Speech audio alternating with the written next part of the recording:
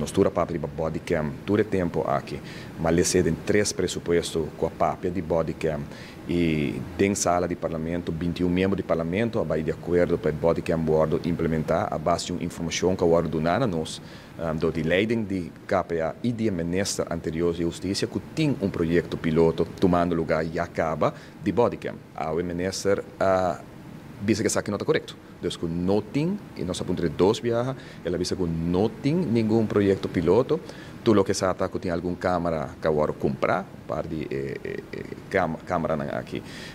bodycam agora comprar, mas que não tem nenhum proyecto andando no momento aqui, que está lamentável. Roupa lamentável, nessa mesa BCAE, dentro sua vista praticamente não se cambia a lei para aqui, e se se cambia a lei, mas a lei minimal, como se agora cambiar,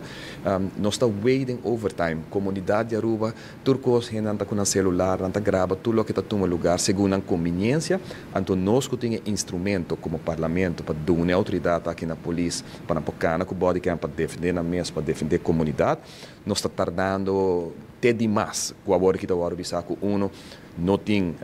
nada tomando lugar para o que trata bodycam ela está vista com dashcam tem coisa que implementar amanhã mês e lamentavelmente ela visa que não passa aqui para não tem fundo não